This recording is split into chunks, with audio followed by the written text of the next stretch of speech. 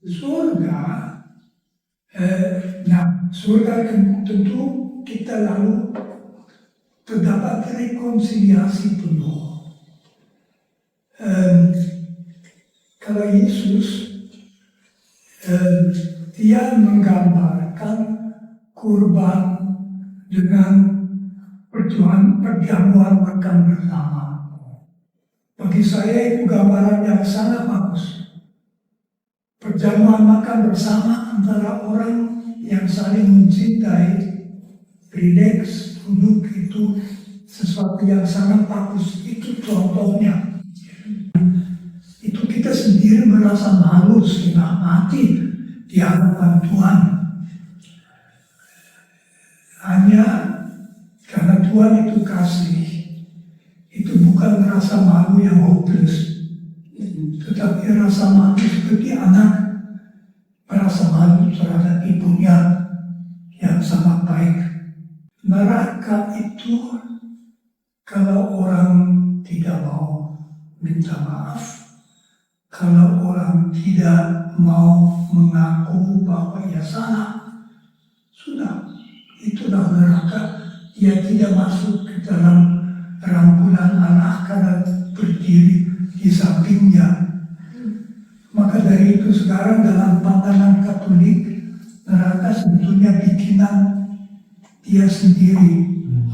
Itu bukan tempat di mana masuk dan dia harus itu ada api, itu ada wajah membara, kan? Analogi. Tetapi itu masih kengerian orang menutup diri terhadap kasih ilahi, bahkan terhadap pengampunan para kurban. Menurut Romo, dalam memperlakukan orang-orang yang berbeda keyakinan terkait dengan konsep surga dan neraka tadi. Yohanes Paulus kedua, dia malah menulis bahwa segala kebaikan di dunia ini tidak tanpa Roh Kudus, dan karena itu Roh Kudus ada dimanapun, juga di luar gereja yang kelihatan. Dan di konsili itu ada teks lain di mana orang Katolik diperingatkan supaya mereka menghargai apa yang benar dan suci dalam agama lain. Jadi ada kebenaran. Suci berarti ada sesuatu dari Allah, itu namanya suci. Jadi di situ kami Katolik percaya bahwa misalnya orang Islam, tetapi juga orang ateis bisa selamat. Yang paling penting adalah sikap moral positif. Di situ tidak ada perbedaan. Kalian pun bisa memindahkan gunung. Kalau percaya. Selamat sore teman-teman sekalian. Hari ini kita sudah bersama dengan Ibu Pendeta Jacqueline Selose. Kita akan mulai dengan sesi pertanyaan. Ibu, terima kasih atas waktunya. Ibu Pendeta, kami ingin bertanya mengenai konsep surga dan neraka, gimana menurut pendapat ajaran kita? Iya. Ditanya soal konsep surga dan neraka, maka dalam Yohanes dikatakan bahwa ketika Yesus dia bangkit dan dia naik ke surga dan dia bilang bahwa stay here, tunggu di sini, aku tidak meninggalkan engkau piatu. Aku akan pergi untuk menyiapkan tempat bagimu dan nanti aku akan datang segera untuk menjemput kembali. Jadi dia menyiapkan rumah yang mulia, rumah yang yang disiapkan buat setiap kita, tapi dia akan jemput kita kembali. Artinya bahwa surga itu ada. Dalam Wahyu 22 ayat 12, firman Tuhan berkata, sesungguhnya aku datang segera dan aku membawa upahku untuk membalaskan kepada setiap orang menurut perbuatannya. Jadi ada orang bertanya, kenapa neraka itu ada? Bukankah Tuhan mengasihi umatnya? Tapi kan memang Alkitab mencatat bahwa upah dosa ialah maut, tapi karena kasih karunia kita diselamatkan. Bagaimana Ibu memperlakukan orang-orang yang berbeda keyakinan terkait dengan kepercayaan mereka terhadap surga dan neraka? Kalau kita mengikuti Yesus, salah satu karakter hakikat daripada pribadi Yesus yaitu kasih. Dan yang Tuhan tunjukkan kalau kita baca di Alkitab, dia ketemu dengan orang-orang yang ada orang-orang Saduki, orang-orang Farisi, orang yang tahu ajaran agama, ya agama, tapi justru mereka banyak tahu, tapi belum tentu mereka menghidupinya. Bahkan justru mereka yang menyalibkan Yesus kan. Dan kemudian Yesus salah satu karakternya kasih, artinya dia selalu mengajarkan bahwa kita kalau mengasihi tidak boleh pandang bulu. Gitu. Jadi artinya siapa saja kita harus mengasihi. Kita tidak boleh membedakan agama yang lain. Bahkan kita harus respect, kita harus hargai dan tidak pernah untuk mencari celah-celah atau menjelekkan. Karena menurut Ibu seharusnya kita menjalani hidup agar sesuai dengan nilai-nilai surgawi di tengah dunia yang penuh godaan dan tantangan. Iya, ini kan firman Tuhan bilang surat terbuka. Jadi Ya. ternyata orang itu dia tidak lihat Yesus dalam hidup kita, tapi dia akan melihat nilai, value yang kita hidupi, prinsip yang kita hidupi. Cobaan di tengah godaan kita seharusnya berbeda. Kita seharusnya menjadi pribadi yang orang bisa melihat, ada sesuatu yang berbeda dalam hidup kita, yaitu nilai kerajaan Allah, nilai yang kita percayai. Jadi kalau ada orang mungkin menyakiti kita, terus kita juga sama menyakiti balik, ya orang tidak bisa melihat value yang diajarkan oleh Kristus, yaitu kasih. Ya. Mungkin kurang lebih seperti itu. Ya. Baik, Iya, terima iya, kasih. iya. Waktunya Pendeta Jacqueline Sudah habis, ya.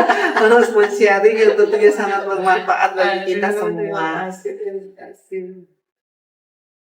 Setelah mendengarkan penjelasan dari kedua narasumber kami yang luar biasa, kelompok kami melihat bahwa kedua narasumber kami menjelaskan mengenai konsep surga dan neraka dari pendekatan yang mungkin berbeda namun tetap pada inti yang sama. Di mana Ibu Pendeta Jacqueline menjelaskan bahwa surga adalah tujuan hidup bagi semua orang yang percaya. Dan neraka adalah penyiksaan yang kekal bagi orang-orang yang tidak percaya dan juga tidak mau diselamatkan. Sedangkan menurut Romo Magnis Suseno, surga itu juga ia yakini sebagai tempat di mana manusia akan menikmati kehidupan yang kekal. Namun ia meyakini bahwa semua orang suatu saat akan masuk ke surga. Kenapa demikian? Karena di akhir zaman nanti pada saat penghakiman, Tuhan akan menghakimi semua orang yang ada di dunia. Sehingga orang yang tadinya tidak percaya kepada Tuhan, ia akan menjadi percaya kepada Tuhan.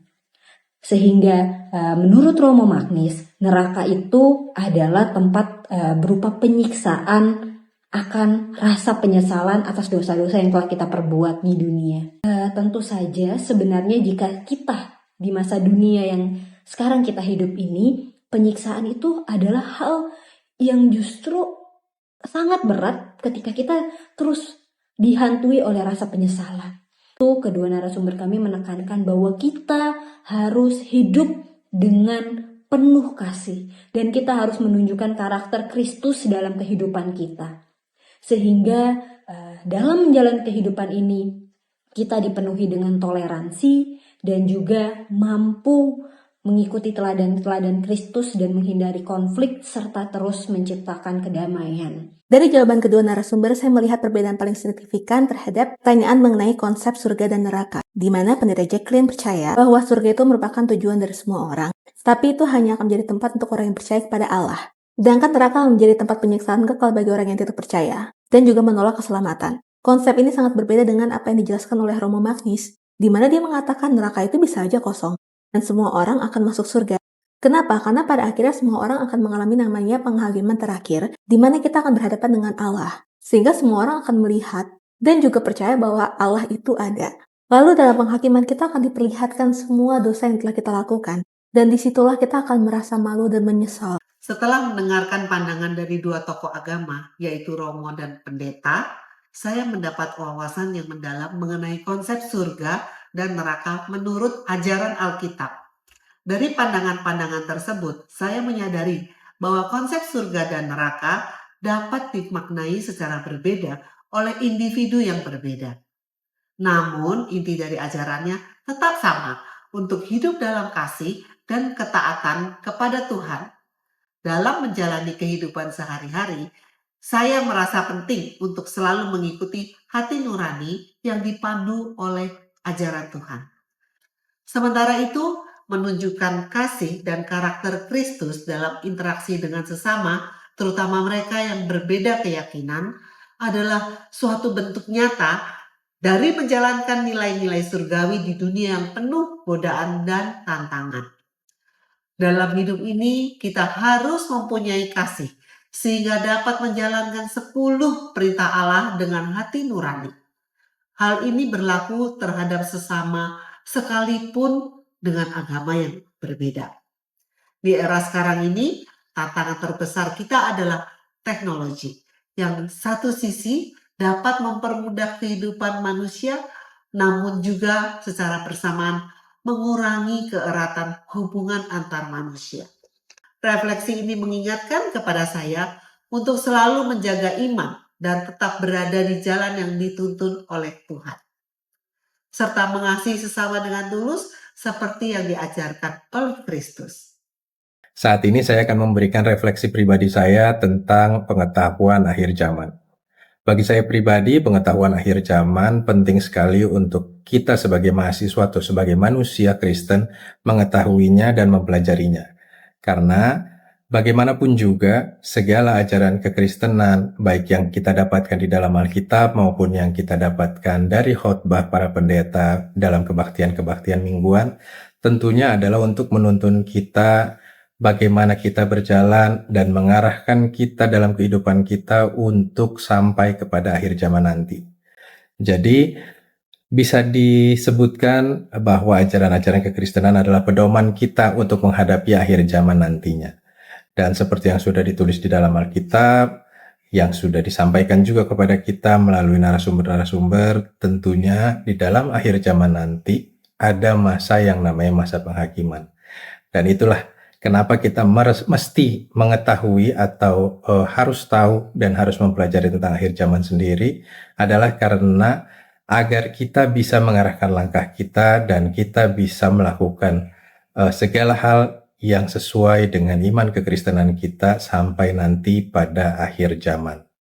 Refleksi saya terhadap tugas video UAS ini adalah bahwa pengetahuan tentang akhir zaman sebenarnya adalah satu kesatuan yang tidak dapat dipisahkan dari Injil keselamatan Allah sendiri, yaitu karya keselamatan yang telah ada pada saat sebelum manusia itu ada, bahkan setelah manusia pertama jatuh ke dalam dosa. Terima kasih. Sebagai seorang Kristen, akhir zaman menurut Alkitab membawa campuran rasa takut dan harapan. Di sisi lain, mengingatkan kita tentang penderitaan, penganiayaan, dan penghakiman bisa menimbulkan rasa cemas. Namun di sisi lain, janji akan kedatangan kembali Kristus yang kedua kalinya, penciptaan langit dan bumi baru, serta kehidupan yang kekal tanpa penderitaan memberikan harapan yang besar. Keyakinan bahwa Allah mengendalikan akhir dari segala sesuatu memberikan ketenangan di tengah ketidakpastian. Hal ini mendorong kita untuk hidup di dalam iman dan ketaatan, serta berusaha membawa kebaikan dan keadilan sebagai persiapan untuk kehidupan yang akan datang. Bahwa kehidupan yang kekal itu adalah kehidupan yang akan kita jalani setelah kematian kita. Sehingga saya percaya bahwa di kehidupan yang sementara ini, kita harus mampu terus hidup dengan menunjukkan kasih Kristus. Hidup dengan terus mengutamakan cinta Kristus. Dan juga di kehidupan sehari-hari ini, kita harus terus menjalaninya sesuai dengan ajaran firman Tuhan, sehingga semua orang dapat melihat Kristus dalam diri kita. Sebagai refleksi pribadi saya tentang akhir zaman, surga dan neraka, tentunya mengingatkan saya pada panggilan untuk hidup dalam ketaatan dan kasih. Alkitab menyatakan bahwa akhir zaman akan datang dengan tanda-tanda tertentu dan kedatangan Tuhan Yesus yang kedua.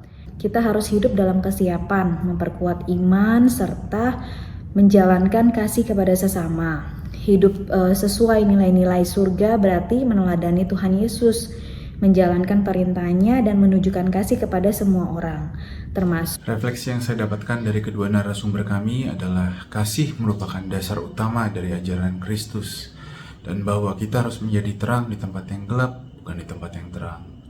Dan perbuatan kita yang mencerminkan ajaran Kristus, bukan perkataan. dan bahwa surga dan neraka adalah nyata adanya, sehingga kita harus hidup sesuai dengan kehendak Kristus supaya kita bisa mendapatkan hasil yang terbaik dalam hidup.